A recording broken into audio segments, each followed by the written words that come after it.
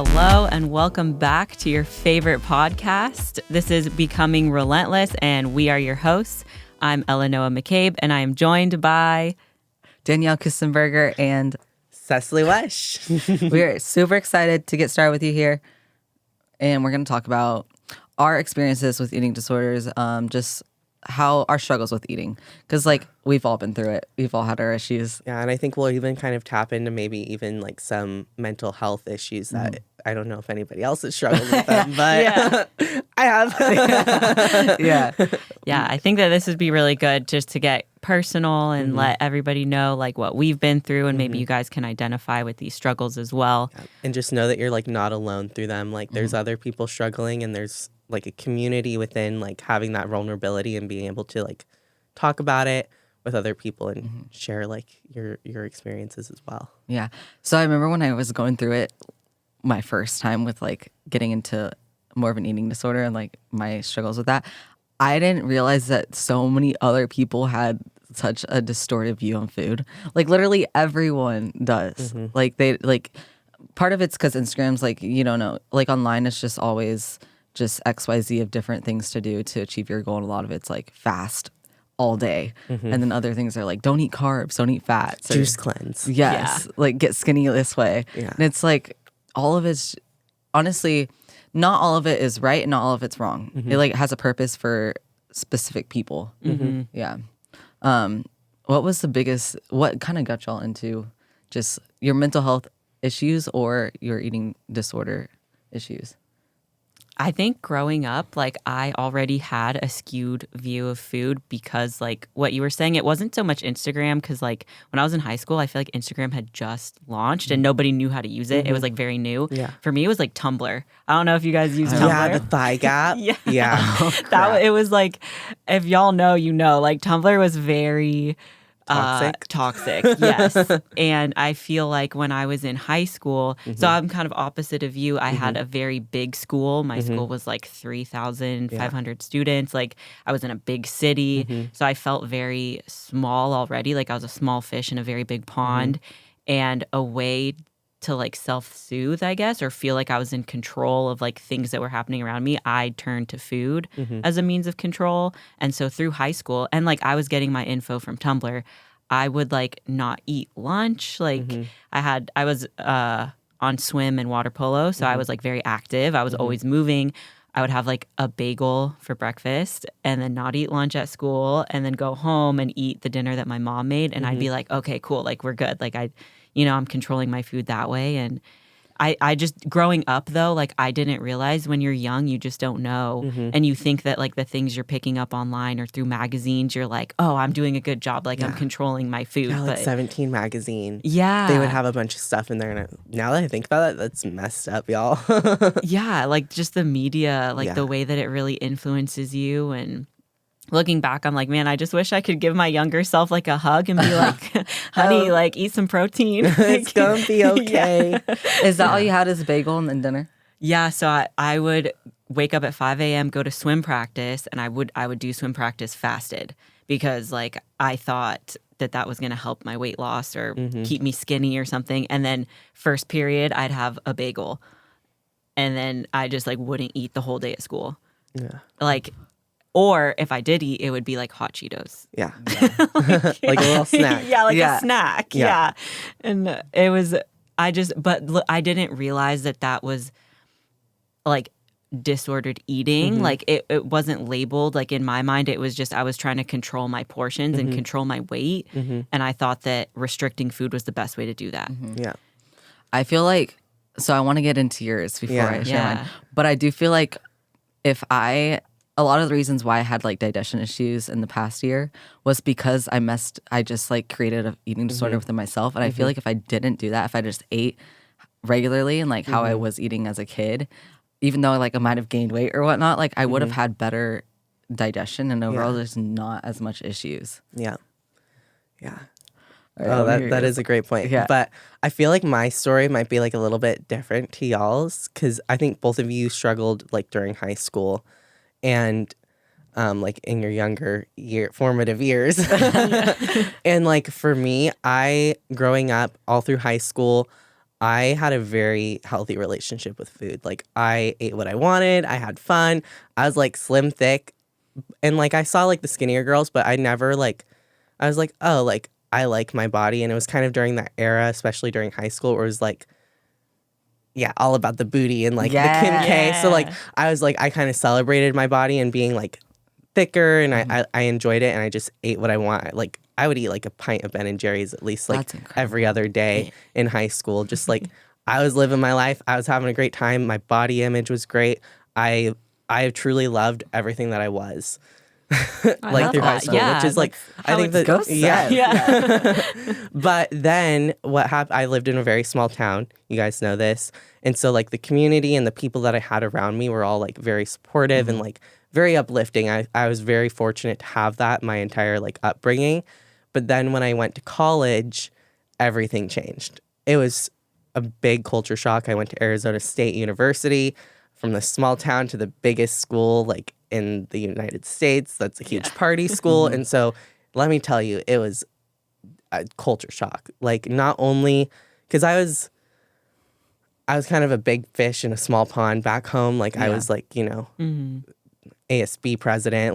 Like I did all the sports and I did everything. And then I moved to Arizona, and I mean, my family was pretty like well off for like the community that we were in. And then I moved to Arizona, and I was much thicker than all the other girls. Like, all the girls that I was like friends with, or like in the sororities, all like the like it girls, they were like little sticks. They were like pencil thin.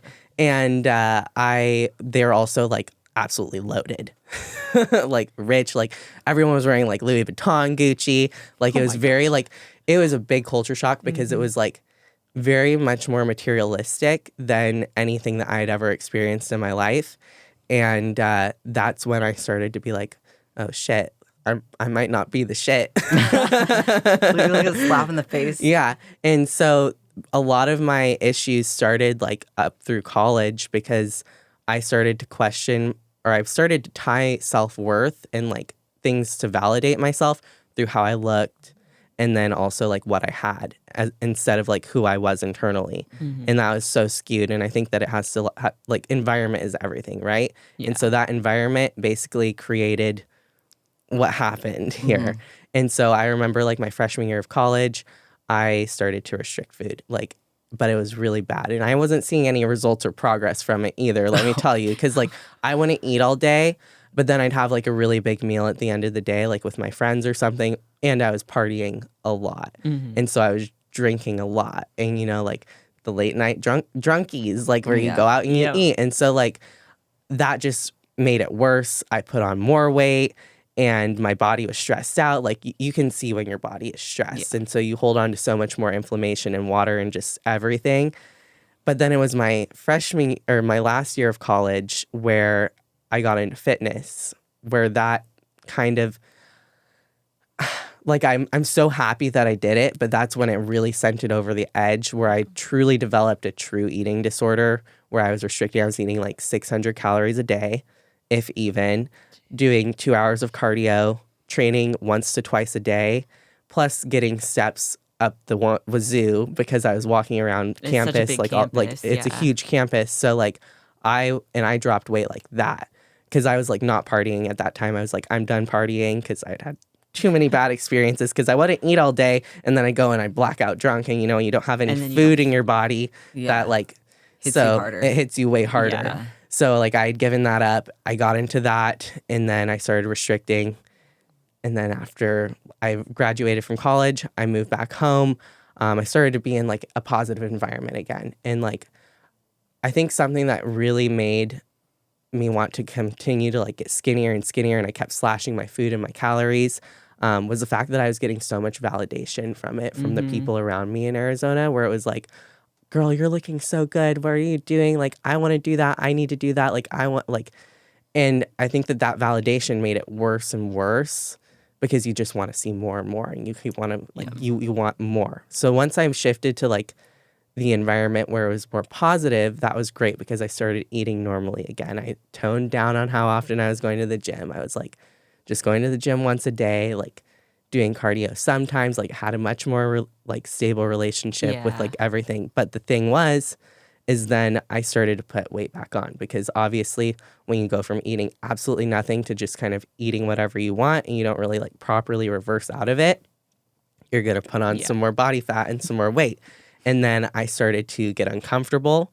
So I started to then go into the cycle of restrict, binge, because my brain just couldn't handle it, like the full-on restriction, because I'd been restricting myself for like at least 8-9 months. And you'd seen such progress from it. Like, it's not like you weren't getting anything out of it. Yeah, exactly. So that's kind of my story. Luckily, I will say there is a light at the end of the tunnel, because it brought me to where I am today. It taught me a lot about myself.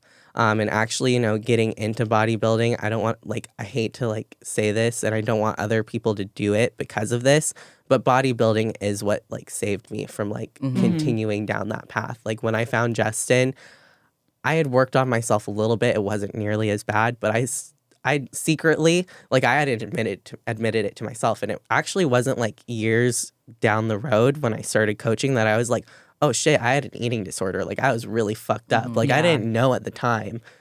And so like, it saved me, like learning more about my nutrition, having my coach, that really pushed me to like be able to like work through it, even though I didn't know I was working through it. Yeah, you didn't realize at the time. Like there was no label. It was just like what you were going through. This is what I'm doing. Season of your life. Yeah, exactly. Yeah. But I do think it's cool. I think every eating disorder that people have experienced that got into bodybuilding, like it helped them a lot more. Just with nutrition, and getting into, like, all of us. I feel like same thing for you. Like it did lead me to get into bodybuilding and learn more about it. I would say like getting into bodybuilding is what taught me how to fuel my body correctly. And then I did struggle a little bit with like binge eating after my first competition. Yeah, same. But that was also like another lesson. And that was like, I wouldn't say that like, oh, like people should go through that, because it was terrible. But it did teach me like more and more. Every experience that I've had with some sort of eating disorder tendency or eating disorder, coming out the other side, I've been like, okay, like now I know that experience taught me something, and now I can grow from that. It cultivates more self-awareness. Yeah, I agree. And I will say, since I've went through my eating disorder, I know now there's a few times, like same with you, after my first shows, like I definitely had issues with binge eating. Even my last show, I told Cecilee, I called her, she was out of town, and I was like, dude, like I'm having some distorted thoughts. But I know that food is a coping mechanism for me, for stress and for sadness, and so, or anxiety. I just want to eat. And so like now I pay attention to, well, I'm on a meal plan, but when I was tracking macros, like I'd pay attention to like, am I eating because I'm hungry or am I stressed? Yeah. Or like, cause like when I'm planning things out, like I just want to snack. And so, and it went down to my eating disorder in the past, but what got me into it is, I was in high school, horrible relationship ended, got into, like, the girls around me were all skinny. Yeah. One of my friends had an eating disorder as well, but she was slim thick still. Like, that's just her body type. She was slim thick no matter what. But she would do the same thing. Like, she wouldn't eat all day, and then she would, like, eat a lot at night, like pizza and whatnot. I was more into nutrition, so I knew that wasn't, like, what to do.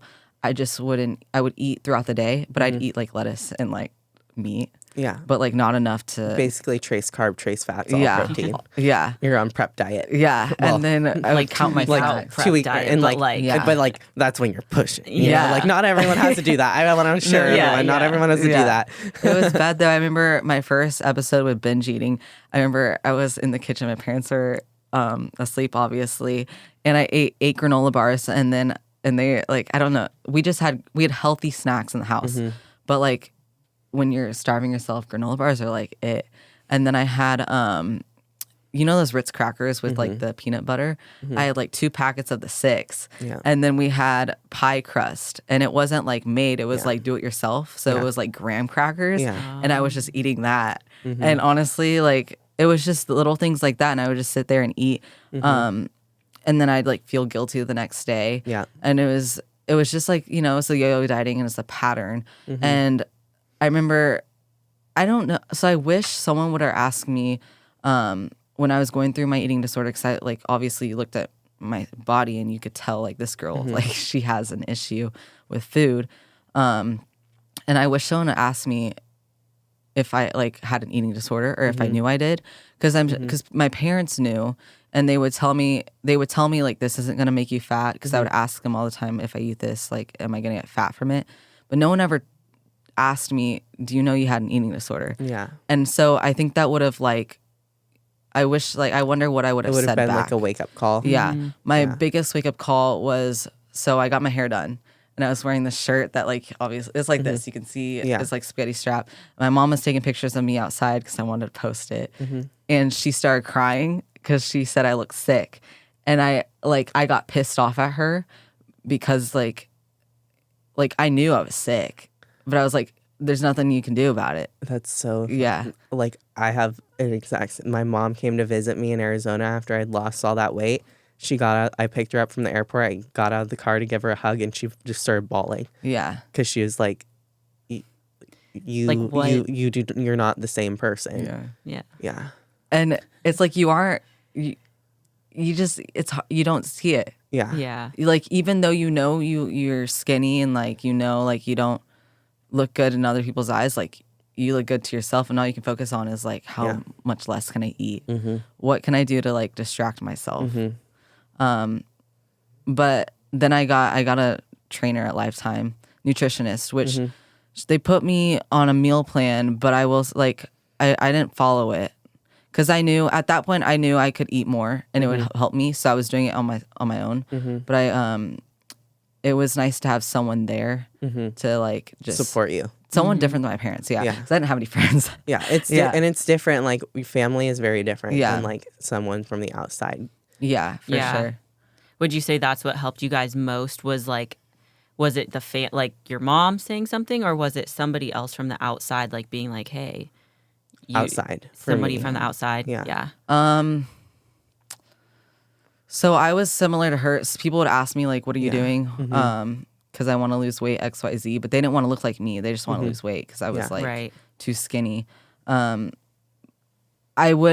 did definitely get way more looks in the gym, but no one like ever said anything to me in that way. Everyone was so much nicer to me because they knew I was going through it. So they were like, Would you guys have received it well, like at that time? So I was in big denial because my roommate and best friend in college, she actually like asked me, she's like, do you have like I feel like this is a little disordered. Like she sat me down and talked to me and I was like, no, like I'm good. I'm eating. Like I'm just like, I love it. And so like I'm excited about it, which is like, there was some truth in that statement, but I was just in really big denial on how deep I had taken it. Can I ask you something? So for me, because I was like in a toxic place and it was before my eating disorder, like my view with food wasn't good. It was toxic. But when I was in my eating disorder, I felt the happiest I was because I was seeing like more progress. And so I was going to ask you if you felt the same way. Like, even though like it was so bad, you just felt so much better. I felt amazing. Yeah. Like during like that first initial part, like the first like 6 months, I felt great. I don't want anyone to that's not good, but like I felt really good because I was seeing what I wanted. And it was my first time like really committing to the gym, and like I did fall in love with the gym during that time.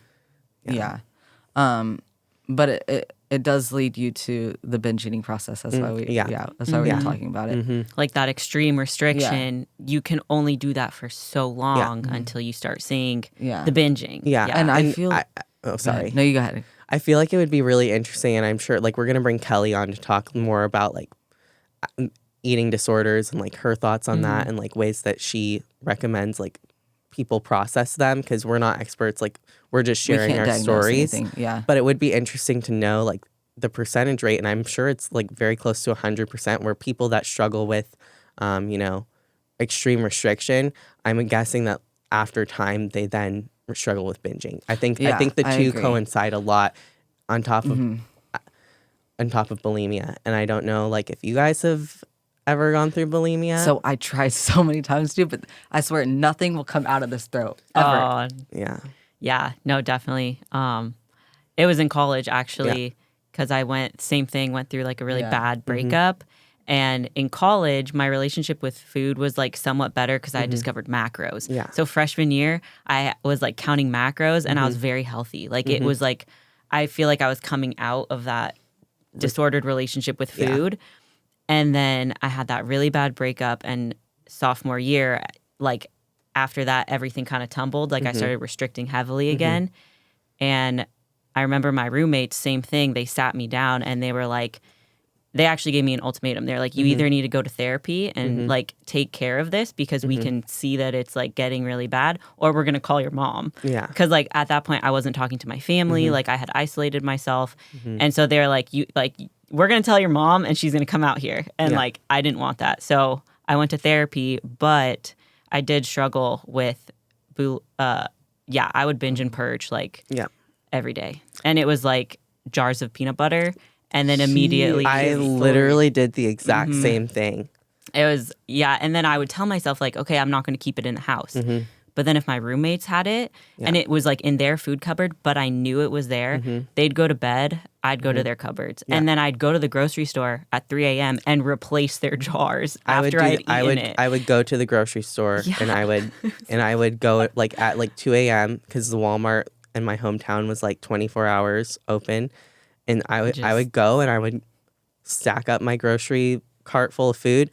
I'd sit in my car, I'd eat it all, and then I'd go home and I'd throw it all up. Yeah. Yeah. I think like that lasted me for like maybe 2 months. Yeah. Until my roommates were like, you have an issue. Like you have to go to therapy. And I was like, okay. So I did, like, because I was terrified of my parents finding out.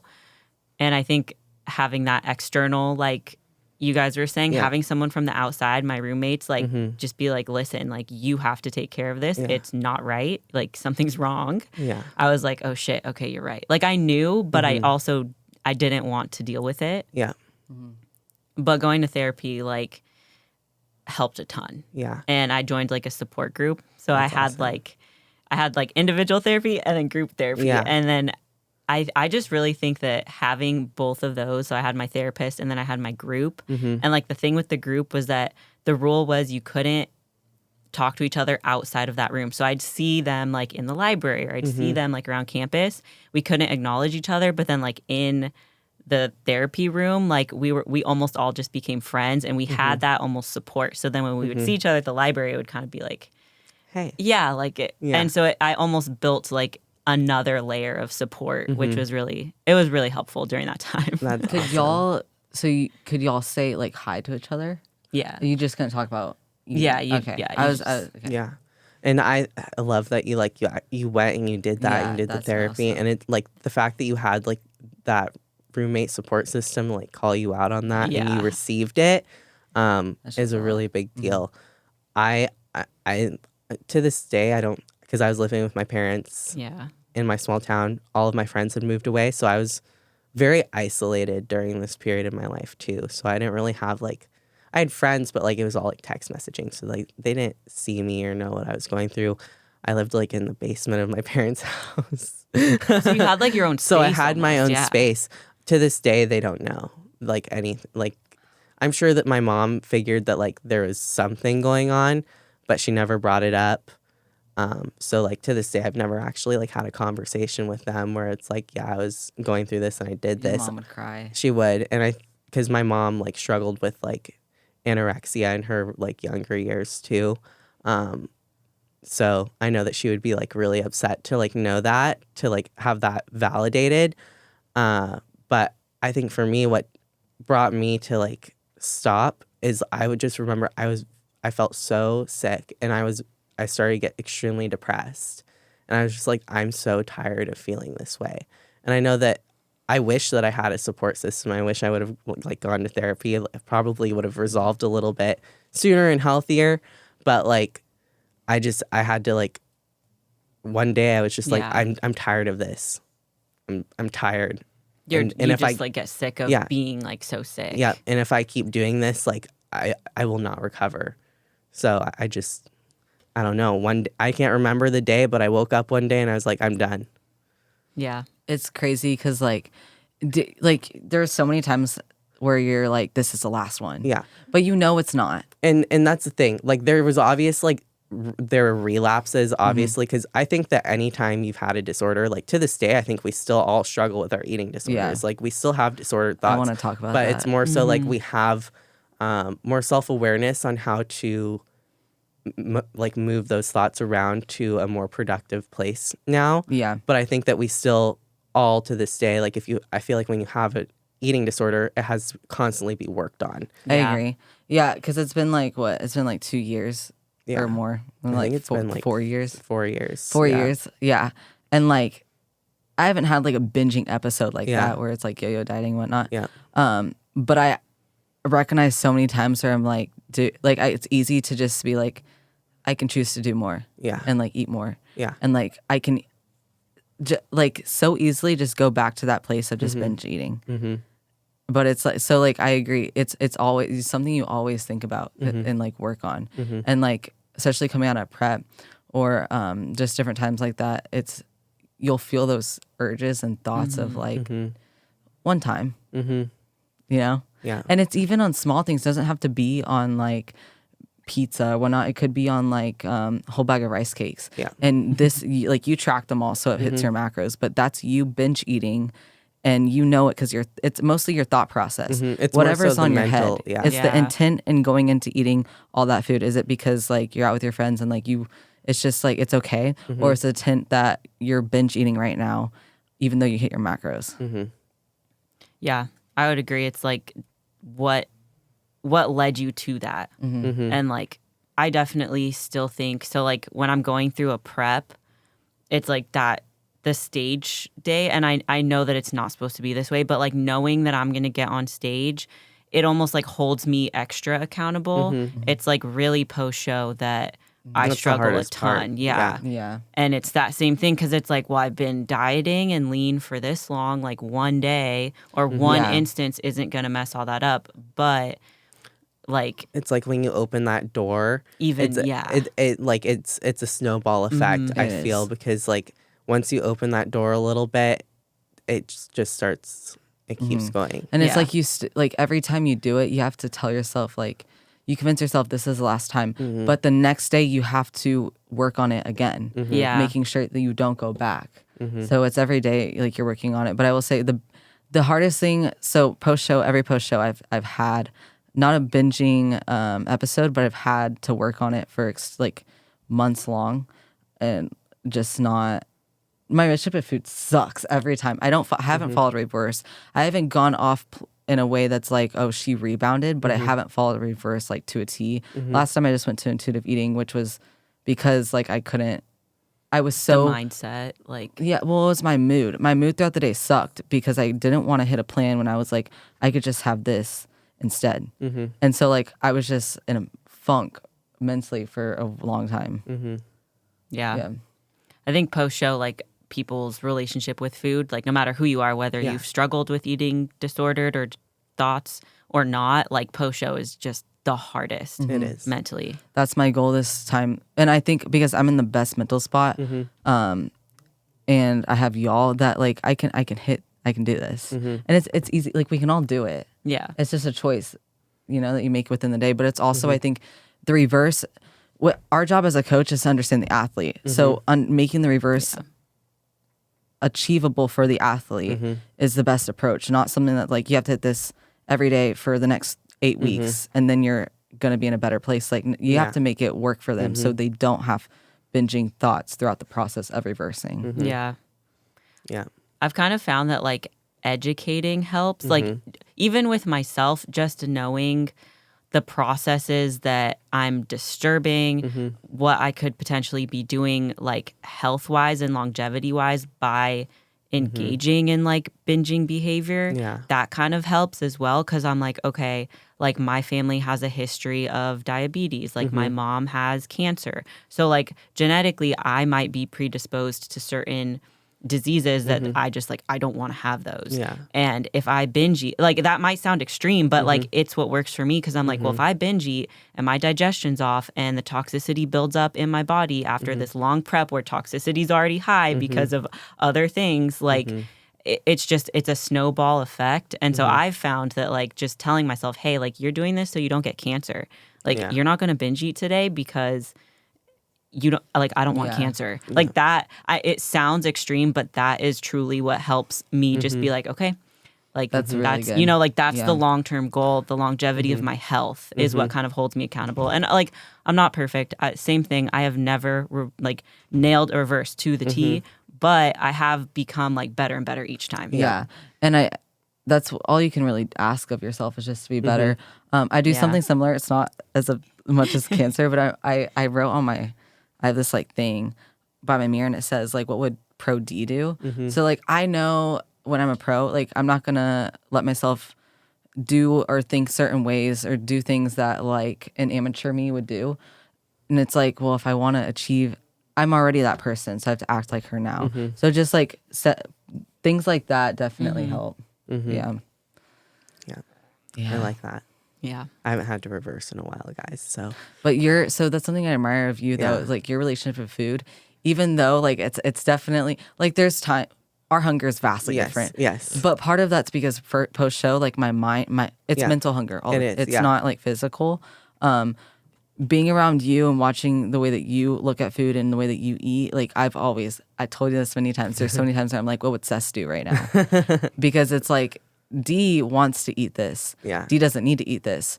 Cecilee has discipline, and like she listens to her body. Yeah. And so like you helped me so much. You're like my guide, my leader. And so I just think that taking so much time away from like stage and prep, like it's really allotted me the opportunity to really tune into like what my body wants and needs and like understanding it. And it's just like learning how to separate mental hunger from physiological hunger. I think that that's something that I've worked on a lot. And like now I have to like think about eating food. Yeah. What are some of the things that you've done to separate that? Like what's helped you kind of click into that? For me, taking intuitive eating days definitely helped out with that a lot, because I think we get so stuck to our macros. And I know as coaches, like we have programs out for people, but I think there's so much benefit in intuitive eating days. I think for athletes who are educated on like what's good, like where to put their food and like things like that. But I think that taking away guidelines with the knowledge that I have and the education that I have on nutrition, that really helped me be able to tune into that.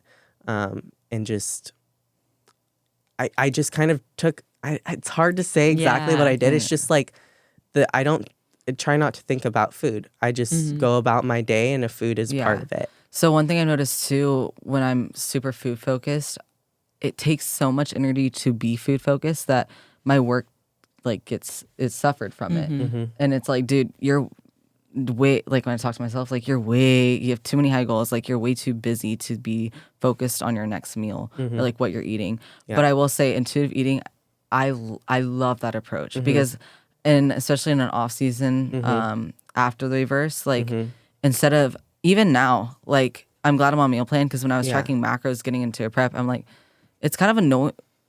It's very useful for athletes who are getting into just bodybuilding or anything that's fitness related, but it can be annoying to think about, oh, I have to hit these numbers. And a meal plan is very beneficial to not think, and intuitive eating, when used correctly, or you have a healthy relationship with food, is beneficial as well, because you don't have to like be focused on numbers all the time. Do you guys think that macros lead to disordered eating? Have you ever heard that? People like to argue like, I think anything can. Yeah. I think it depends on the person. It's all about mindset and how people view. That's the job as a coach. If like you and your athlete have that relationship, to know if like, all right, macros is going to cause issues, like we're not going to do macros. Yeah. I have one athlete, she came to me for everything. She had an eating disorder. She's been with me for a year now. so we didn't track macros at all. We haven't tracked macros until the last 3 months. She was doing 5 days macros, 2 days intuitive eating. And this is like, she hasn't had any issues with food. And so I think it's a process. Like you have to work, you can't just jump into things. Like knowing who you're working with. Yeah. I will say, I like that. Yes. Another thing to Noah's question on what has helped is understanding that I can just have one. Like I can have just one thing. Like I can enjoy, That's like huge. I can go out and have a nice meal with my like friends. I don't have to finish it. I can have like one muffin if I want that. But like just because I have one doesn't mean I need to go and have a bunch of other things. And it's also like, I like that. And a big thing, and I know so many people struggle with this too, because I saw it on a meme. You go out with your friends, you have a meal, and then you're like, all right, well, what's next for dessert? Like you crave something sweet. You don't always have to have something sweet after a meal. And if you are that person that like, you just need it, dude, have 3 or like have a handful of chocolate chips. Yeah. Because like 10 carb, pop them in, you got your sweet thing, and then you're good. It's not like, it doesn't have to be this big dessert. Yeah. And like even like with that too, to your point, people will go out and have that meal with their friends. And then like, let's say they have lunch with their friends. Then the rest of the day, they're like, oh, well, I already had that meal. So I might as well indulge. And they like kind of keep it going versus like what you said, you can have one. Like you can have this one meal off plan and then continue your plan. Yeah. And like it's almost like it's the all or nothing mindset. It really is. But I think that also like with that viewpoint, you have to be in a place with food at the same time where you don't view that as yourself restricting yourself. It's just more so like I'm doing this because I want one. And I don't need anything else. Because if you view that as like I can have just one as restriction, that's going to tumbleweed into more issues. Yep. Yeah. So Yeah. it's a very tricky, like I said, it's a never ending process to be built upon and to cultivate more self-awareness. And so like we're constantly learning about ourselves while we're doing it. Yeah. I like that a lot. Yeah. Yeah. And like one tip, like not all of the same strategies for like overcoming or like working through it or the way you think about it and process it, it's not going to work for everyone. Like everyone has to find their own route into what is going to help them to a path of a more healthy relationship with food. It takes a lot of self-work. It does. Yeah, a lot of self-work. And I will say, I think it's good to do some self-reflection on why you're like binge eating or having this issue. Like for me, it was the toxic relationship that got me into it. But now I understand the reason why I have when it comes up again. Yeah, it's more so because of stress or anxiety or because I'm planning things that cause me anxiety. So I need to eat at the same time. And now I recognize that. So when I'm working or planning or anything, like I do not eat because it's a habit. So I need to break the habit. So I make sure like I'm like nothing's going on around me and I'm just focused on the meal. Yeah. I like that. Yeah, I like that a lot. I need to get better about that. I definitely eat and work. And I think like as I get into prep, it becomes an issue because I'll eat while I'm working and then I don't feel any sort of like satiety or fullness. And I'm just like, wow, like I didn't even, I just ate that meal and didn't even think about it. Yeah. So I will say a big reason why I'm doing it is too because I know how I am coming out of a show with food, and I know that my relationship with food is very, very bad most of the time, and I don't want to be there again. So I know if I'm not working and eating or doing multitasking with food, I won't have the same issues this time around. I need to make sure I set myself up for success because I'm tired of like the you know, the roller coaster. I feel that. Yeah, like calling Cess, like, dude, I don't know, today's just not going good. like it's gonna be okay. And I'm like, oh my god, it's so hard, like being in your own head. Yeah. And like being able to recognize that is hard as well. Like so last year I did 2 years ago when we went to Tampa. Yes. For one of the athlete shows and Justin told me, he was like, dang, like you're really food focused. Is that what he said? And I didn't realize that until that moment. Like he said it, and then that was 2 off seasons before ago, and then my last off season, like I still struggled with it. So like, yeah, it's just a snowball effect. You just gotta like plan, make yourself plan ahead, or have a coach plan ahead for you for what you know is your habits within food. Like the tendencies that you have, the like how your relationship with food changes during prep, like just learning that and then being aware and taking that as you continue, like is super, super helpful for sure. Yeah. Like I definitely think taking this long of time away from stage has helped me a ton. Cause like so after I went pro, I was like, okay, I'm a pro now. Like I can't mess this up. I have to stay on my diet. And that extra stress and pressure, I think actually backfired in a way because then my relationship with food was like very stressful. Because I was like, well, I can't mess this up. Like I'm a pro. I have to lead. Like I have to be a pro, act like a pro. Pros don't binge eat. And it was just, it was like too much stress to where it like built and built and built.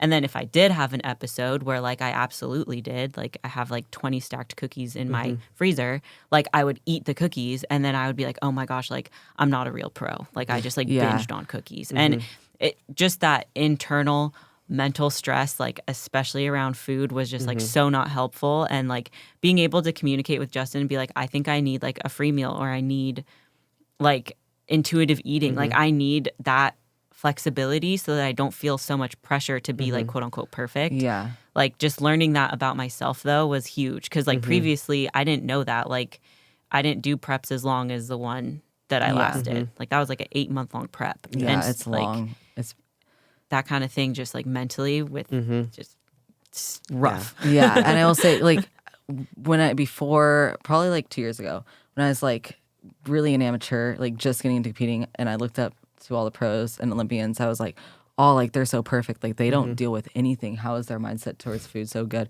Dude, every single competitor and pro and Olympian deals with food and binge eating at some point. And a lot of them just aren't honest about it, but every single person does. And I will say, even the Olympians, like Jennifer, well, for one, Laura Lee, like she just eats after show, which is, she has genetics for it. So I'm not saying do that. But Jennifer Dory also shows that she has free meals often. Like she didn't, I watched her YouTube, I watched her YouTube. She was like, I don't want to, between 18 and 14 weeks out. And she was still having free meals. Yeah. And she was still like having days where she like went out to eat and whatnot. Like it just shows like not, you can look up to someone, they still struggle. Everyone struggles, you know? And I think it's that self-awareness component too that you were talking about, because there are very rare like people. I'm thinking like Ashley Kay and Emily Smith, who can stay on their plan 100% of the year because that's just like genetically and like mentally that's what brings them the most happiness and like they can pull it off. But like to your point, Jen's talked about it. She's like, I don't like my super stage lean body. Like I want to get back to a healthy set point. I want to be healthy. Like I want to enjoy dates with my husband. And so she genetically can't maintain that level of leanness. And then she factors that in. She does free meals for her mental health, her relationship. Like I just feel like as you go, you learn like who you are, like what kind of competitor you are. And like for me, I identify more with like Jen, where I'm like, I'll probably be softer in my off seasons, and that's okay. I want a butt. I need some fat back there. Like that's okay. That's mentally, that's what I need. Yeah. No, I agree. But I will say, like I said, even the people who are so perfect and like follow things to a plan or to a T in their off season with food, they all struggle. I promise you. Like it's okay. Yeah. Like, everyone goes through it. So like reach out. 100%. Yeah. I got you. Do you guys want to touch on like any mental components?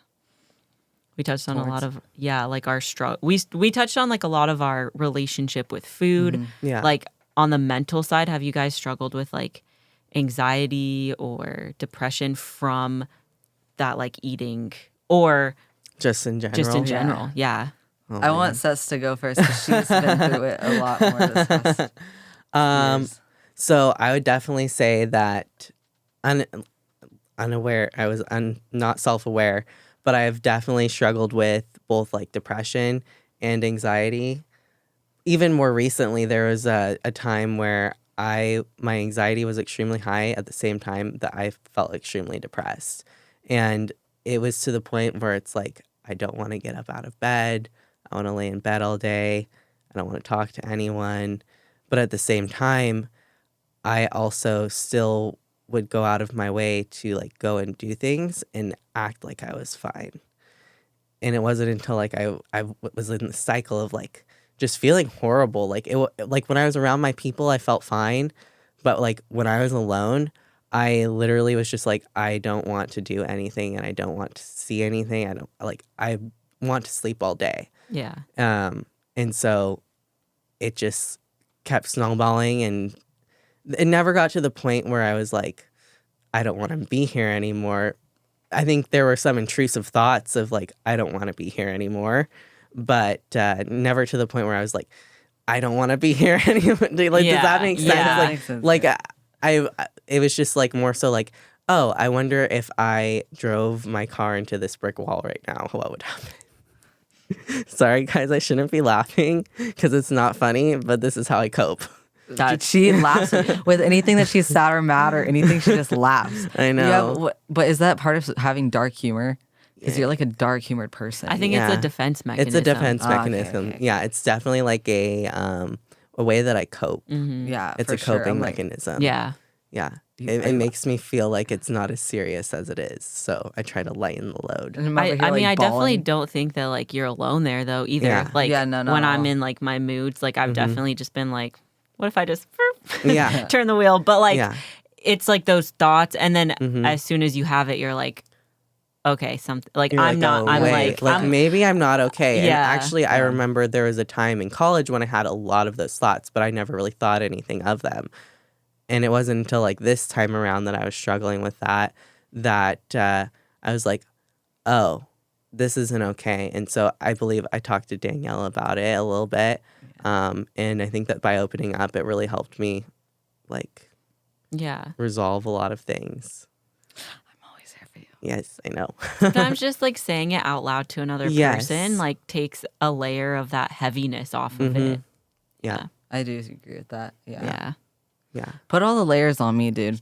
Yeah. It's so hard because our friends, like, we know that we're always there for each other, but sometimes when you're like in that mental state, you like don't want to be a burden. Like you feel like, oh, well, I know that my friends are really busy, like they're dealing with their own stuff, and so you're just like, I think I'll just like keep this to myself. But I would encourage like everybody who's listening, if you have those thoughts, like your friends are there for a reason, no matter how busy they are. Like even if you just reach out and text and be like, hey, like I'm kind of having a day, like can we chat, or just like can we have a quick phone call? Like it doesn't have to be something long and drawn out and involved and emotional. Like it can just be something quick where you're like, yeah, I just feel down. Like I just needed to talk to somebody. Yeah.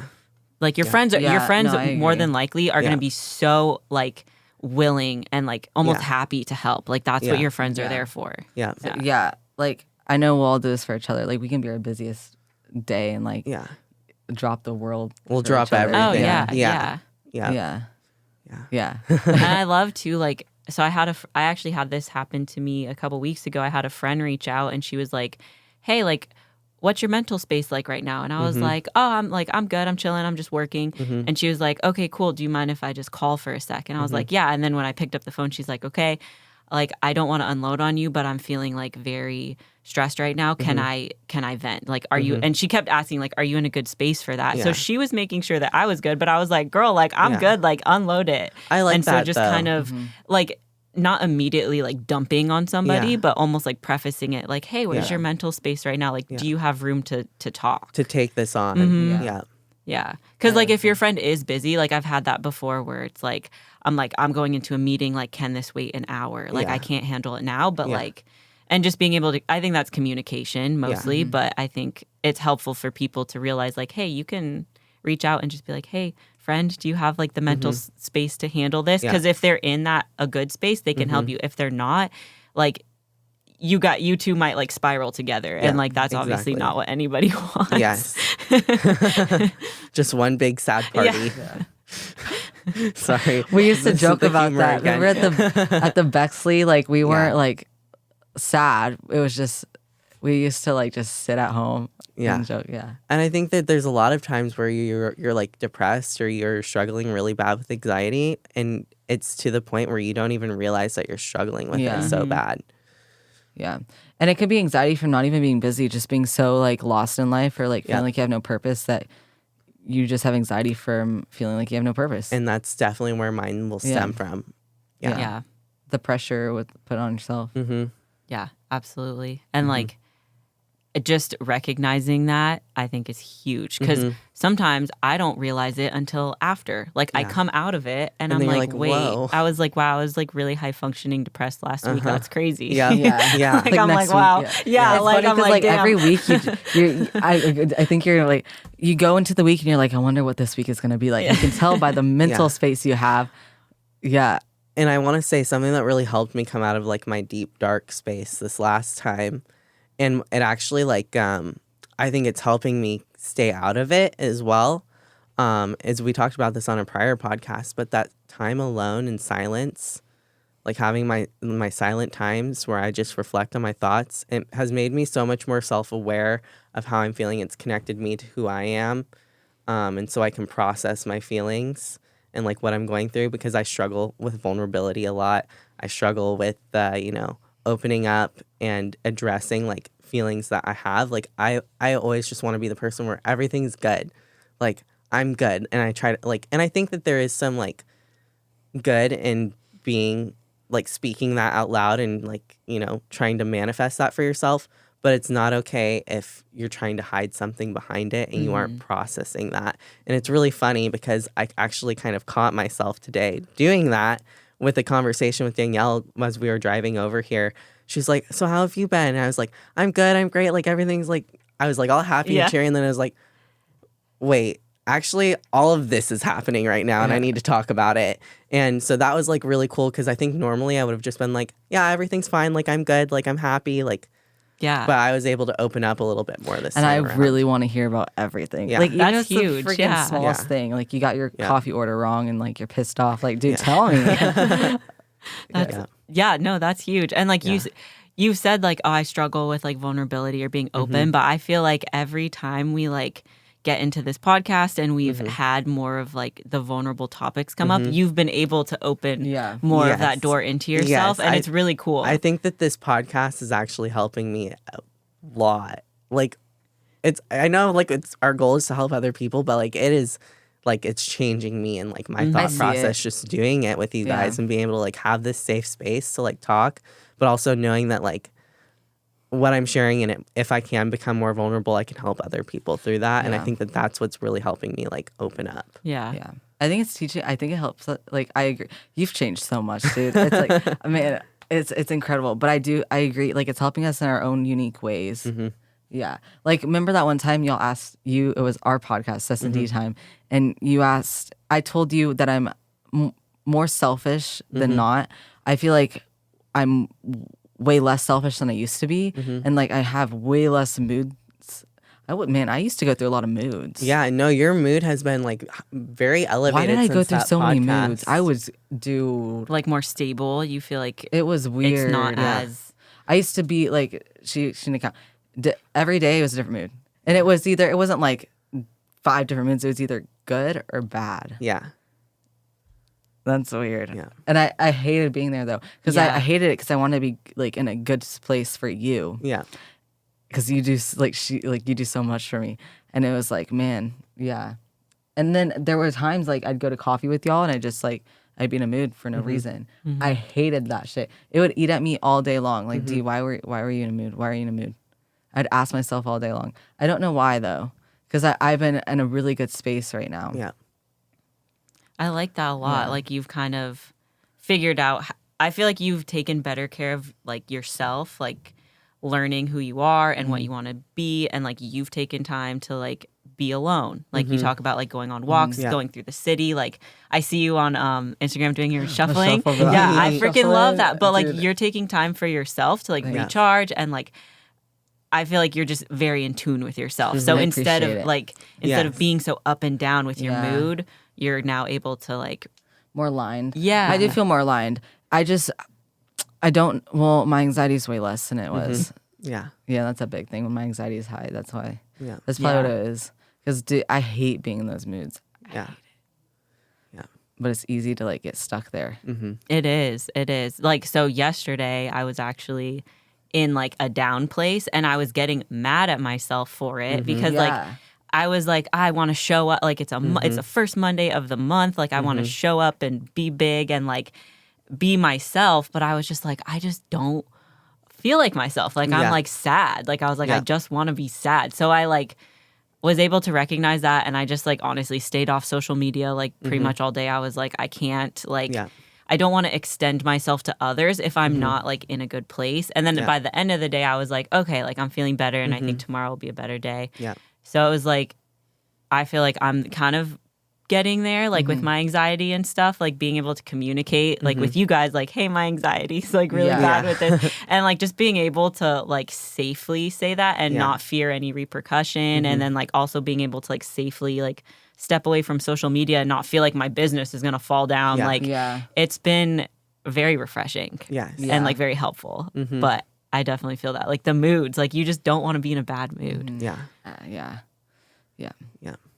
But I think I agree, and I think you being in such a high and like I will always make sure, I promise you, I want you to stay there. So anything I can do to help you helps me a lot though. Yeah. Thank you. Yeah. I'm glad. I think we're all big energy people, and we all feed off of other people's energy. So I feel like when we're all high, we go off of that, and it can really help elevate everyone. We want to show up for each other. Yeah, I agree. Yeah. That's why your people matter, guys. Hey, we're telling environment. Like through this whole podcast, I feel like environment has been so huge. Yeah. Like culture. Literally, family. the environment has shifted like all the decisions and all like the things that we have gone through. Like the environment you are in has one of the largest impacts on you. So got to make sure you're evaluating that. I think we're going to say that like 100 more times. Just like your environment matters. Yeah. We're going to change our name to Environment Matters. Sorry, no, we're becoming relentless, but your environment matters, y'all. Write that on a sticky note. Environment matters. No, but be relentless. Yeah. Seriously. Because no matter what struggles you're going through right now, whether it's an eating disorder, mental health issues, just going through a hard time right now, you can be relentless and you will get through it. Yeah. If you face every struggle, like anything you're mad at, and you're just like, I'm relentless, like, or you like remind yourself like you're more powerful, you're more relentless than this obstacle, and like you're gonna feel better. Yeah, I love that. I think that's a great place to wrap this up. Me too. I hope you guys are feeling more relentless than when you arrived. We appreciate you listening. We have opened up a ton on this one and shared a lot of our struggles. So just know, like, if you're going through anything similar, you're not alone. We're here for you. DM us anytime. Yeah. Our DMs are always open. Yeah. We love y'all so much. We'll talk to you soon.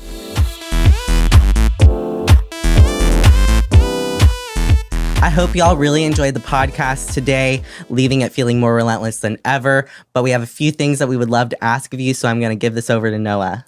Thank you guys so much for listening. If you could, I know that this is your new favorite podcast. Please leave a 5-star rating and review.